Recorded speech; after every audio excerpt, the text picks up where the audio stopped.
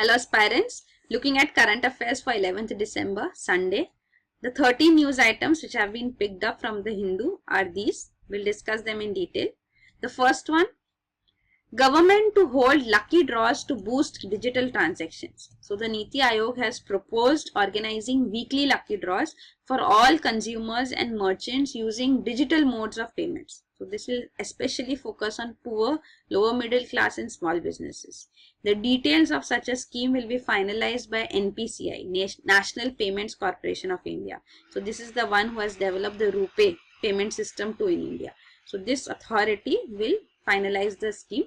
So this will be done through the transaction IDs which are generated. So these will be used to have a lucky draw on a weekly basis. So all transaction IDs generated in a week will be part of this.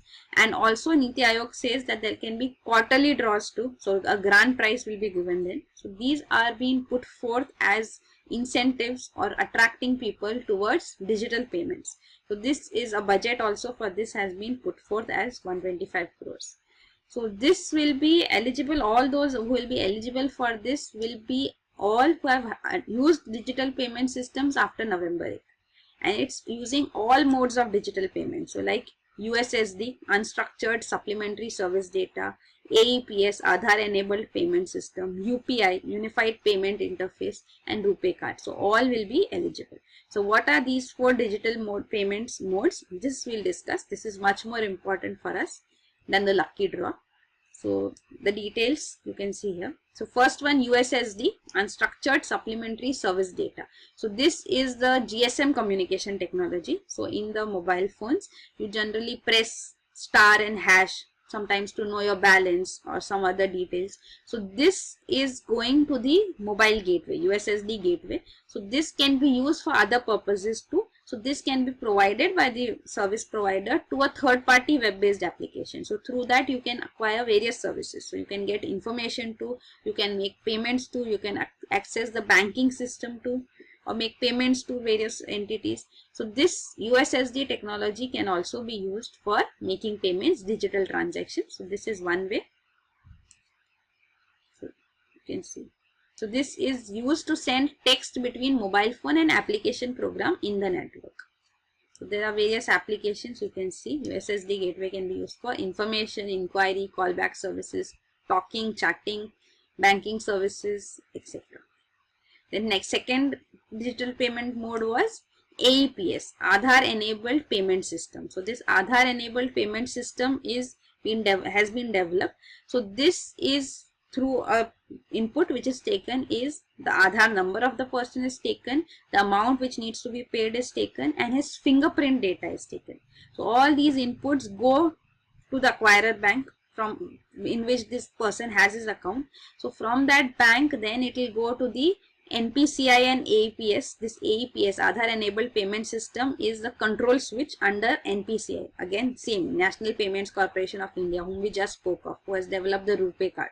So RuPay card is also another way of payment. We'll discuss that too. So this NPCI has a central switch for this. So complete clearing, settlement of the amount will be done through NPCI, and authentication of the Aadhaar number, that will be done through UIDAI. So Unique Identification Authority of India. So this is the nodal agency under Aadhaar. So all this identification, authentication will be done through this, and then it will go to the issuer bank, and then from the bank this amount can be taken and provided. So this transaction will be completed. So this is another way in which digital payment can be completed. So this is AEPS.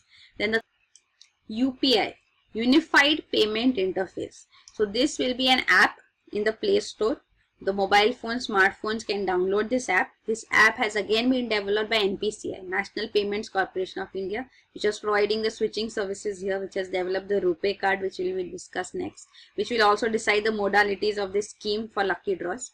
So this app, National Payments Corporation of India app, Unified Payment Interface, can be downloaded, installed in your phone. An app login can be developed, virtual address can be developed, bank details be put in, and then you have a single MPIN. So once you have the complete details put in, you can start your transactions under this UPI for all kinds of transactions. So it can result in real-time settlement of funds. Under this, there is no need to remember account details. Everything is once placed in is final. So you can send money through these virtual IDs. Using these virtual IDs. Also, multiple bank accounts can be placed in one single application. So this is UPI. So this is a unified payment interface. So if payment is done through this, that is also eligible. And the last one is the RuPay card. So RuPay is the payment interface. So presently the payment systems which are used are Visa and MasterCard. Also for switching between banks, how transactions would take place. So any debit card which you have is either a Visa card or a MasterCard. So these are two major international payment systems. India has developed its own payment system through NPCI, National Payment Corporation of India, that is RuPay. So now RuPay cards are also available. So these cards can also be used for payments. So if these cards are used, they are also eligible for this lucky draw. So some countries do not allow Visa and MasterCard, like China does not allow any foreign payment system.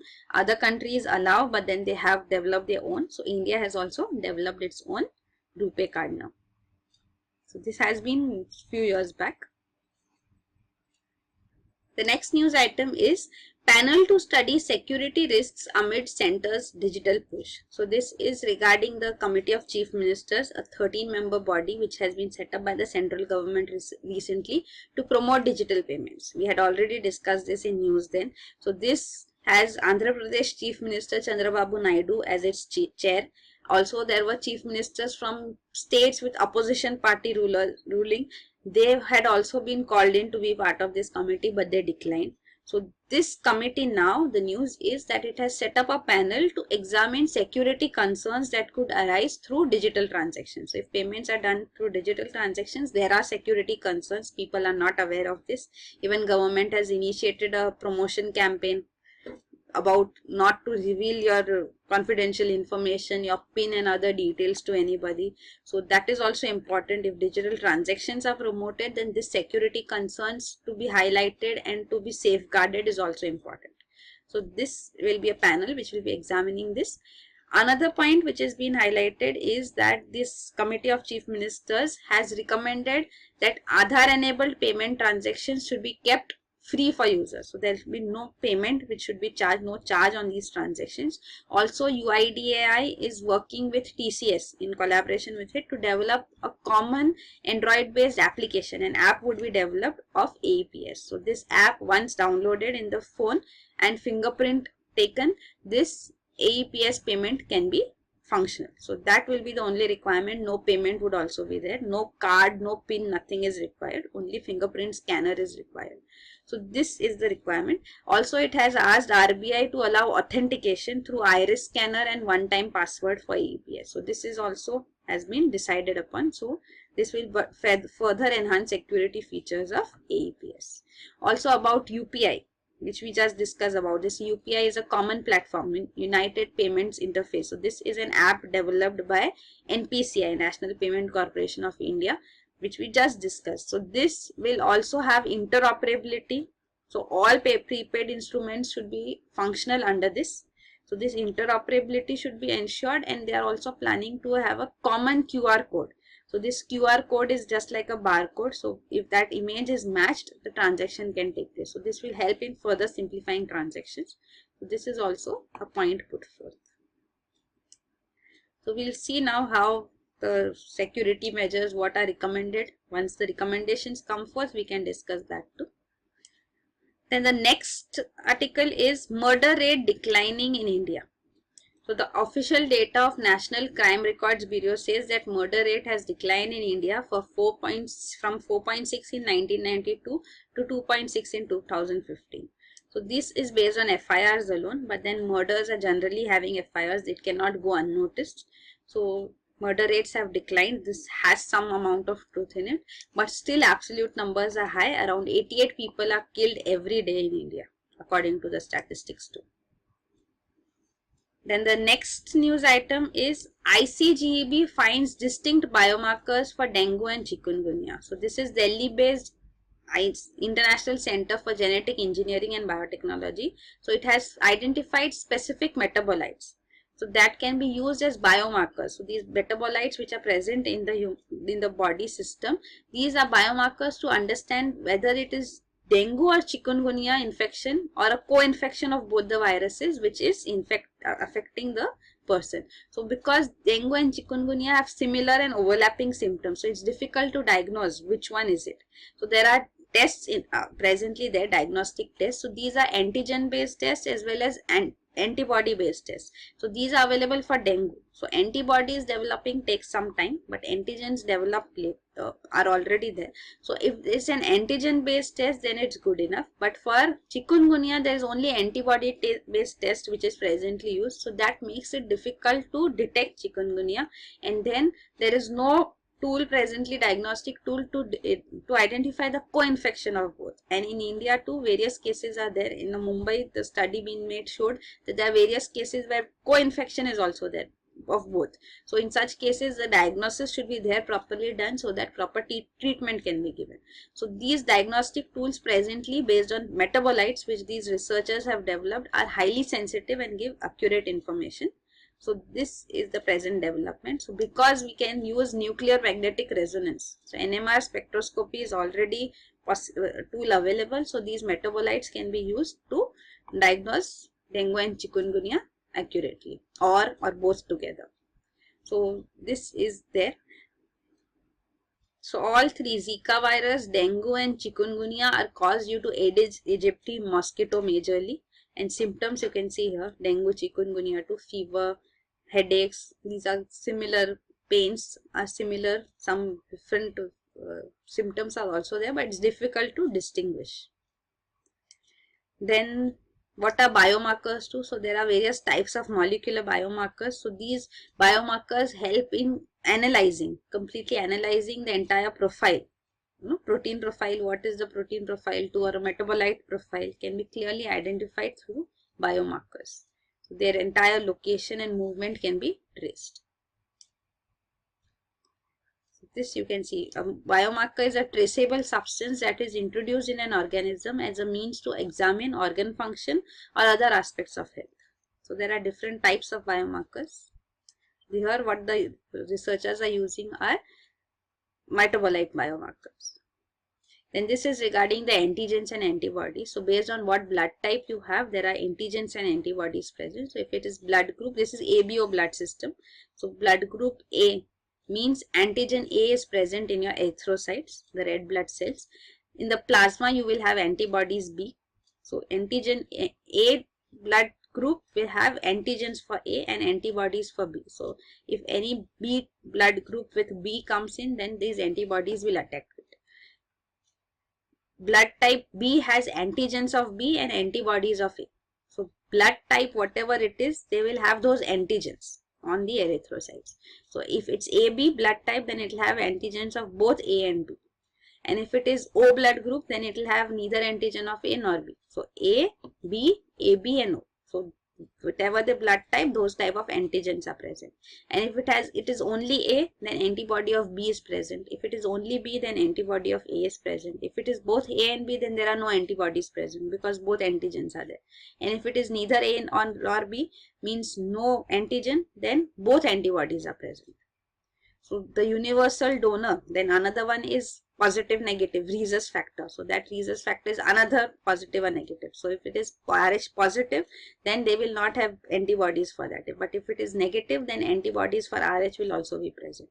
So AB positive has no antibodies.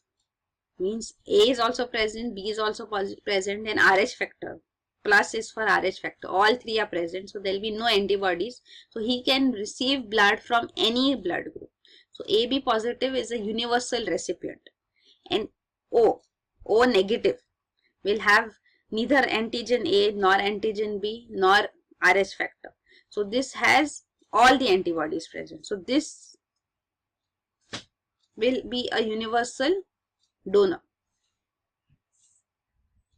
Next is invasive algae species found in Tamil Nadu. So this is a seaweed, Sargassum zangi, which has been found on the rocky shores in Tamil Nadu, and this is first case of seaweed reported outside China.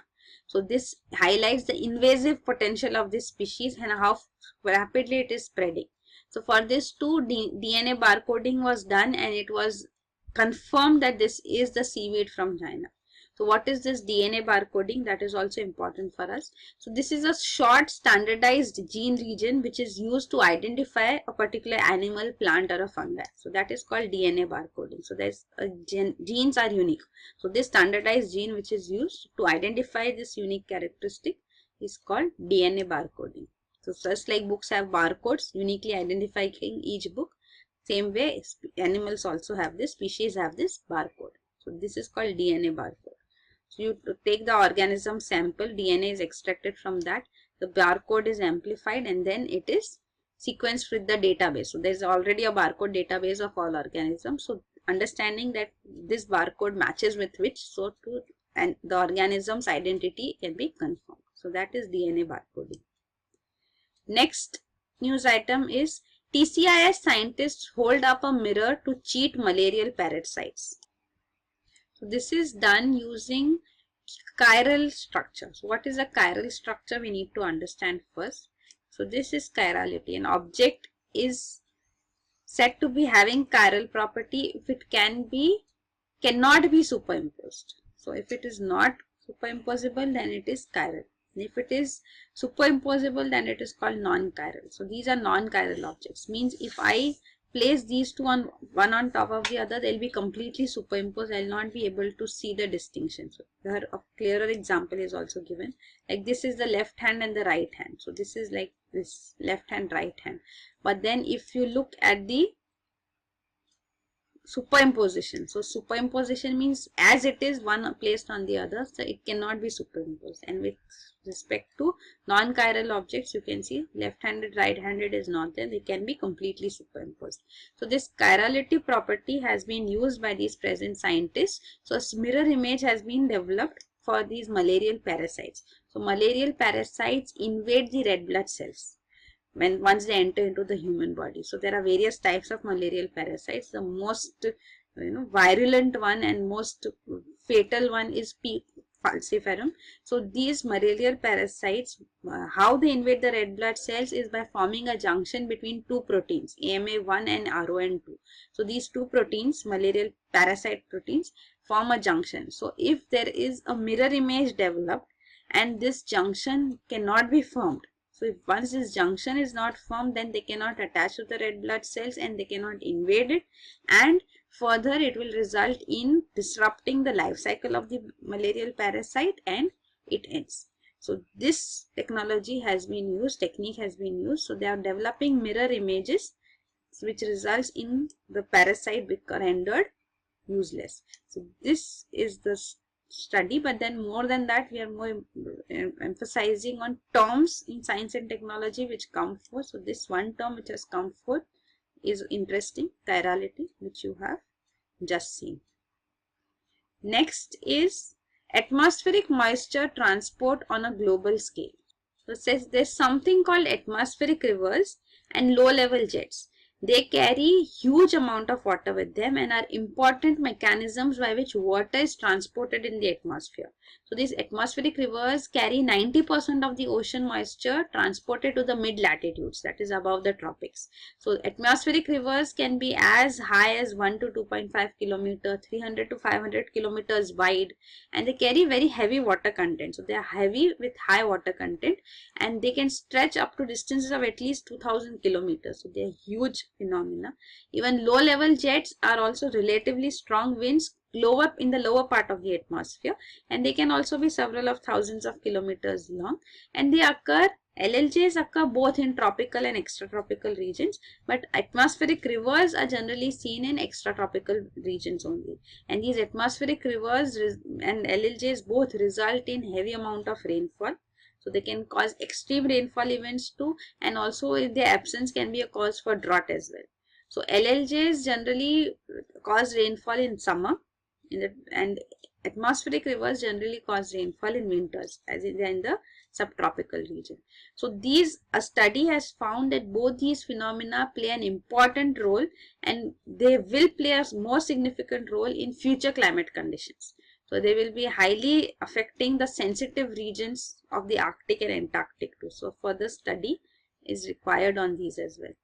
So these are new terms. They're important from geography perspective as well. So here you can see this is the entire latitudes and the wind systems which are there. So this you can study. This is the equatorial low pressure belt. So there are alternate low pressure and high pressure belts. So because of which winds blow. So winds always blow from high pressure to low pressure. So this is there. The direction is also because of Coriolis effect, which you will study in geography. Then this is regarding the various cells also present. So the various cells are the wind systems only, how the wind moves. So wind moves from low pressure to high pressure. So up above also there will be a, from this low pressure, it is high pressure, it is moving to low pressure. But above to this is the low pressure region, then this is another high pressure. So wind cycles are developed. So these have been given different names, like this is called polar cell, Ferrel cell up here in the subtropical region. Here tropical, it is Hadley cell. So these are the names given. Then this is regarding the atmospheric reverse flow. So when they come across a barrier, they result in huge amount of rainfall too. So this is shown here. Majorly a phenomena seen in US. So it's a subtropical phenomena. So this you can see. The cells again shown here. So these are jet streams also, as you can see. So polar jet streams also there. These which we are discussing are atmospheric rivers and low level jets closer to the atmosphere. So this polar jet streams are a little high. You can see subtropical jet streams. Then the next news item is cut off Manipur has bigger worries than demonetization. So the entire country has been under demonetization, but one state in the northeast, Manipur, has been under an economic blockade since November 1. So this was imposed by United Naga Council. So these Naga organizations involved here along with this have put in this economic blockade, and from November 25 they brought in a total shutdown of the entire state. So this economic blockade has already affected the supply of essential commodities. The national highways, which are the lifelines through passing through these Naga villages, they have been blocked. The Trans-Asian Highway, which connects northeast with Myanmar and further down to Thailand, that has also been affected. Also another protest. The reason why they are protesting is that their leaders, some of the leaders who have been arrested, UNC president has been arrested, secretary has been arrested and remanded to custody. So they are demanding that they be released. And another demand is on the proposed creation of new districts. So they are opposed to this creation of new district because in Manipur they want to keep the Naga identity alive. So on those grounds they are opposing these new districts. But then the government of Manipur, the Congress government, says that the law will take its own course and we cannot be coerced under pressure. So it will continue. This government also says, Ibobi government also says, he is the chief minister, Mr. Ibobi. So he says that we are asking Naga leaders to come for talks, but then they have not responded. So it has asked the center to intervene in this matter. So there is the center's intervention which has come forth too, but then at the last minute state government itself backed out from the meeting. So this meeting took place on November 15. The Home Ministry officials and UNC members met, but then it did not result in a breakthrough. So there was no change in the status as such. So it still continues. This is Manipur, you can see. Nagaland is up here. So there are Naga population in Manipur as well. That they are protesting against formation of new districts and maintaining the Naga identity here. This is the trilateral highway. So that is connecting India, northeastern India, Moreh in India to Myanmar and then further to Mysore in Thailand. This is the Trans-Asian Highway. The next news item is why children drop out from primary schools. So the Hindu is starting with a series of articles on education. So this is the first day. Every day for the next 7 days there will be articles on education. So presently this article discusses that there are high enrollment rates for primary education, but then there are dropout rates also going high, and these dropout rates are generally seen from class 5 onwards. So there are various reasons for dropouts. So national dropout rate is also 4.354% in 2014-15, and this is much more higher at secondary level. So higher the level of education, higher the dropout rate too. So why do children drop out from schools? Why do they leave schools? So there are various reasons. One is migration of the families. Second is child marriage. Then also lack of school infrastructure like availability of drinking water, toilets, especially for girls, result in them leaving off. Also then after class 5 they go to higher classes, so then schools are located far off too. So this traveling distance also becomes a hindrance. So many girls especially leave schools at this stage. Also after class 5 they reach the age of around 10-11 years when they can start working as child laborers. So families prefer them to work rather than to study. So again dropouts become quite high. Also teachers and the kind of education which is received by them, that is also disheartening, which results in them not being motivated enough to continue with studies. So there are various factors, social, cultural factors, which result in higher dropouts in India.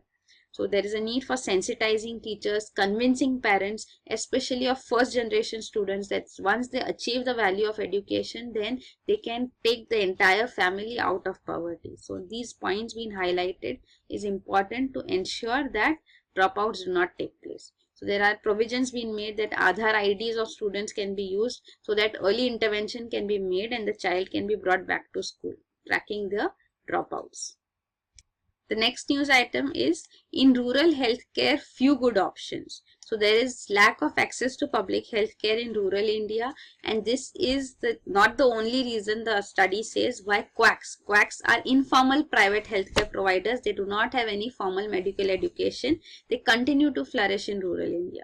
So they provide the same services, the same diagnosis and the treatment to the patients. So they are effective enough and much more keen to function than the public healthcare providers, where we see that doctors are generally absent.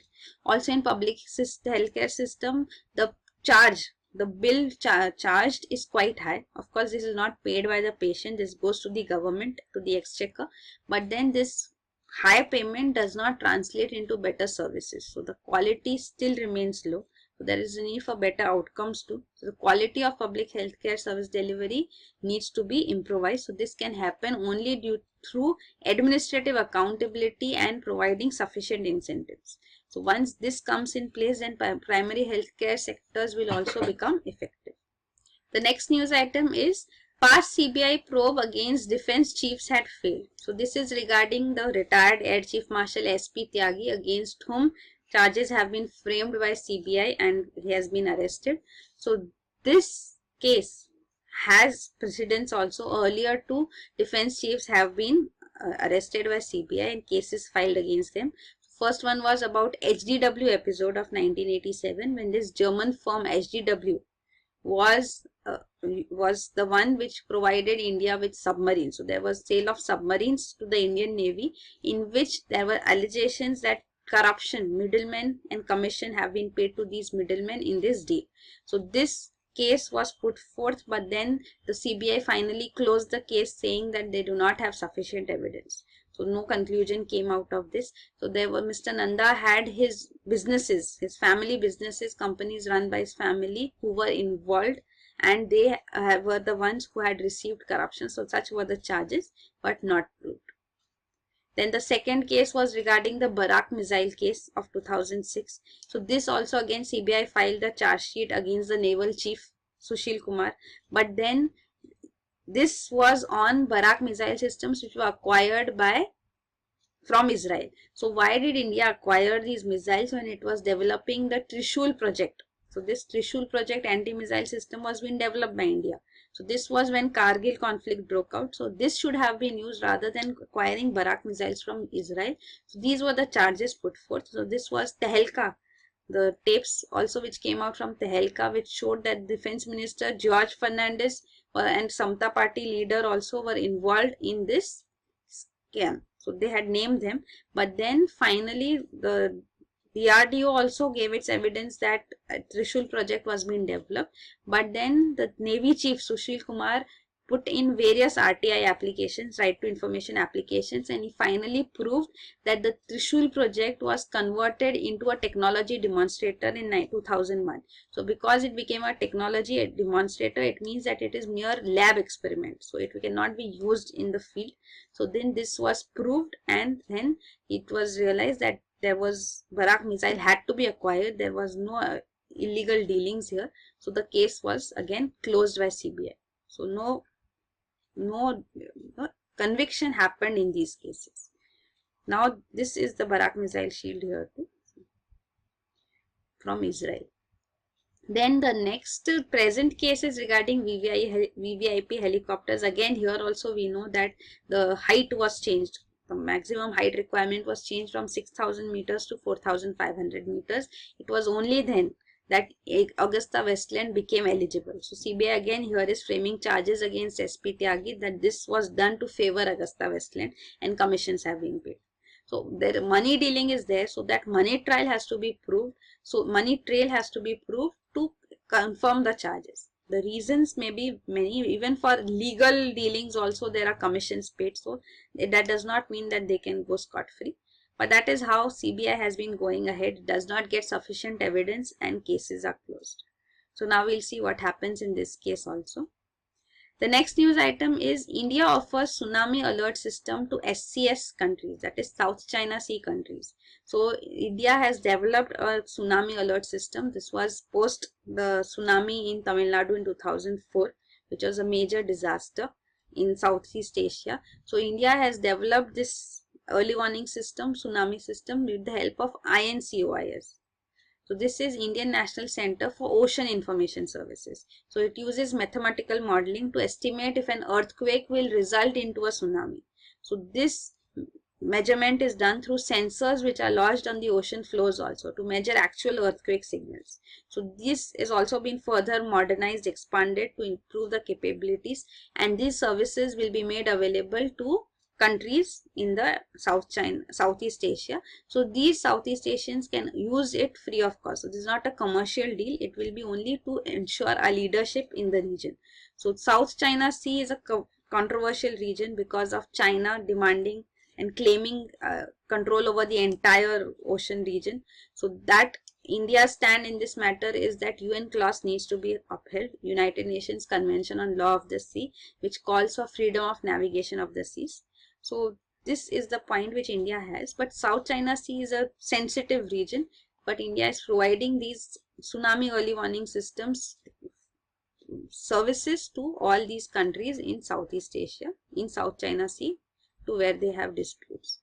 So these early warning systems, tsunami warning system alerts are already provided for the Indian Ocean region by two major countries, Australia and Japan. So India will also provide them now. The last news item is Kolkata Mizoram trade route to open via Myanmar. So this is Kolkata Mizoram. So if you want to move from Kolkata to Mizoram, what is the route? This is India. You can see Kolkata here in West Bengal.